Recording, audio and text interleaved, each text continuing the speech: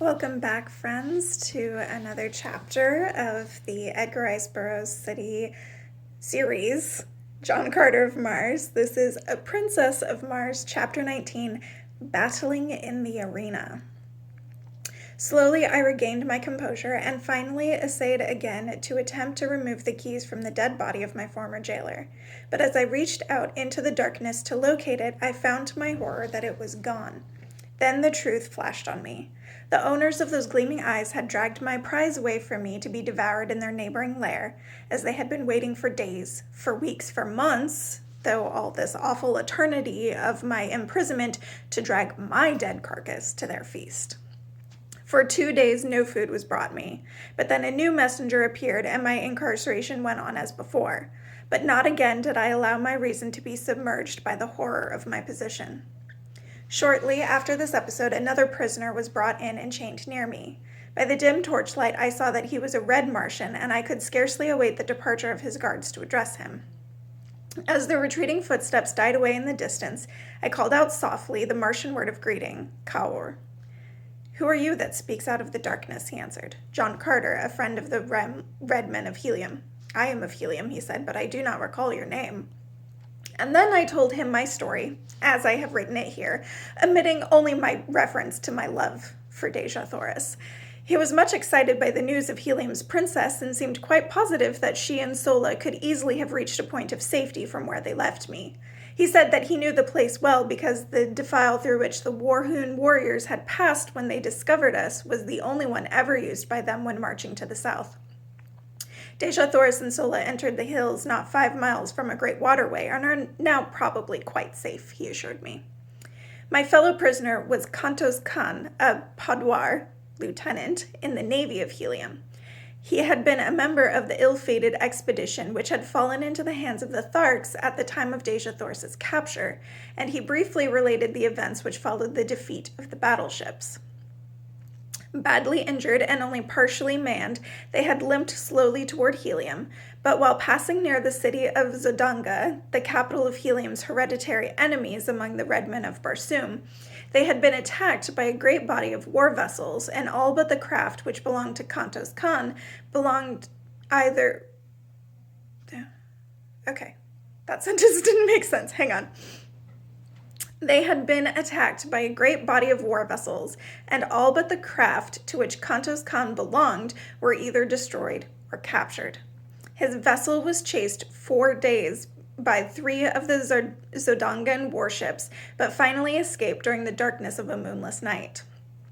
30 days after the capture of Dejah Thoris, or about the time of our coming to Thark, his vessel had reached Helium with about 10 survivors of the original crew of 700 officers and men. Immediately, 7 great fleets, each of 100 mighty warships, had been dispatched to search for Dejah Thoris, and from these vessels, 200 smaller craft had been kept out of continuously and futile search for the missing princess. 2 green Martian communities had been wiped off the face of Barsoom by the avenging fleets, but no trace of Dejah Thoris had been found. They had been searching among the northern hordes, and only within the past few days had they extended their quest to the south. Kantos Khan had been detailed to one of the small one-man flyers and had had the misfortune to be discovered by the Warhoons while exploring their city. The bravery and daring of the man won my great respect and admiration. Alone, he had landed at the city's boundary and on foot had penetrated to the buildings surrounding the plaza.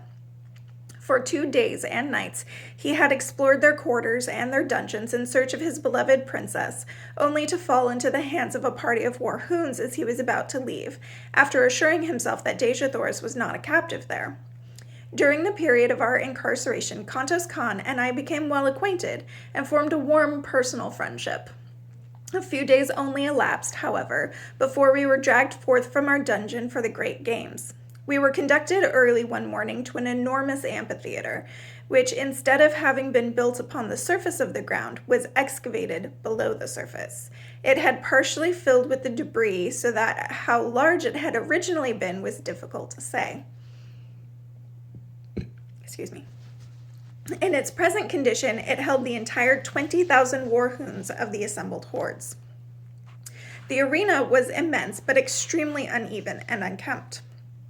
Around it, the Warhoons had piled building stone from some of the ruined edifices of the ancient city to prevent the animals and captives from escaping into the audience, and at each end had been constructed cages to hold them until their turns came to meet some horrible death upon the arena.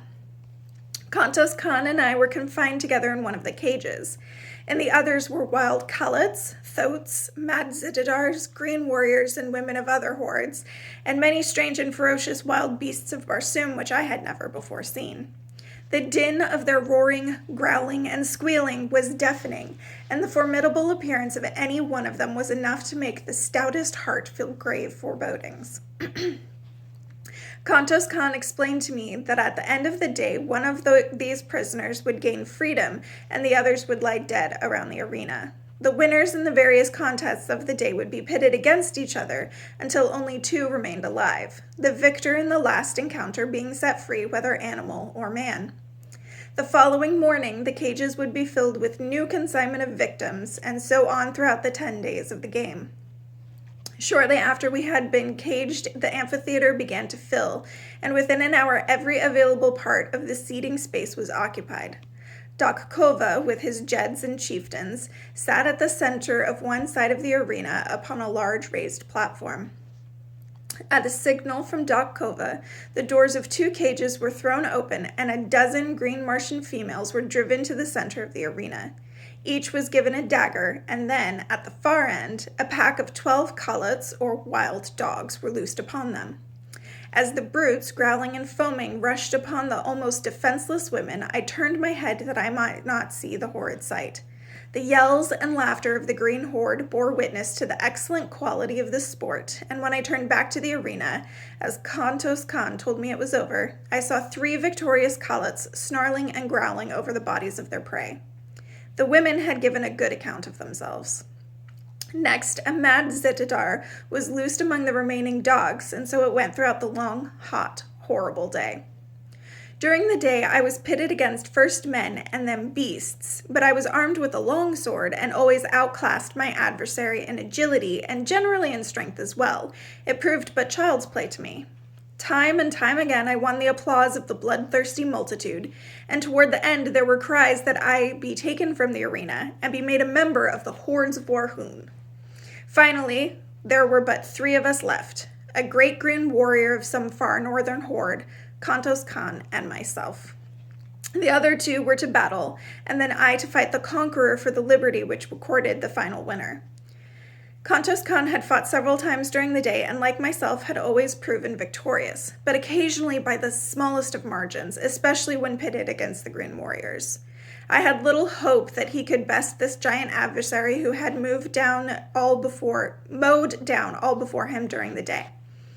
The fellow towered nearly 16 feet in height, while Kantos Kan was some inches under 6 feet. As they advanced to meet one another, I saw for the first time a trick of Martian swordsmanship which centered Kantos Kan's every hope of victory and life on one cast of the dice. For, as he came within about 20 feet of the huge fellow, he threw his sword arm far behind him over his shoulder, and with a mighty sweep hurled his weapon point foremost at the green warrior.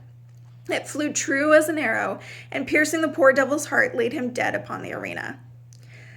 Kantos Kan and I were now pitted against each other, but as we approached to the encounter, I whispered to him to prolong the battle until nearly dark in the hope that we might find some means of escape. The horde evidently guessed that we had no hearts to fight each other, and so they howled in rage as neither of us placed a fatal thrust. Just as I saw the sudden coming of dark, I whispered to Kantos Kan to thrust his sword between my left arm and my body. As he did so, I staggered back, clasping the sword tightly with my arm, and thus fell to the ground with his weapon apparently protruding from my chest. Kantos Kan perceived my coup, and stepping quickly to my side, he placed his foot upon my neck, and withdrawing his sword from my body, gave me the final death blow through the neck, which is supposed to sever the jugular vein. But in this instance, the cold blade slipped harmlessly into the sand of the arena. In the darkness which had now fallen, none could tell but that he had really finished me. I whispered to him to go and claim his freedom, and then look for me in the hills east of the city, and so he left me. When the amphitheater had cleared, I crept stealthily to the top, and as the great excavation lay far from the plaza and in an untenanted portion of the great city, I had little trouble reaching the hills beyond. Okay. Well, I like that trick has been around forever. Like, that form of stage fighting has been around forever. Like, this book was written in the 1800s, and we're doing the sword went through my chest. I love it. Oh my gosh, that makes me happy. But also, yay, John Carter found another friend and they're escaping together. Yay, let's hope it actually works this time. But it's not really funny, but it's also really funny and I really love it. So I'll see you guys on Thursday.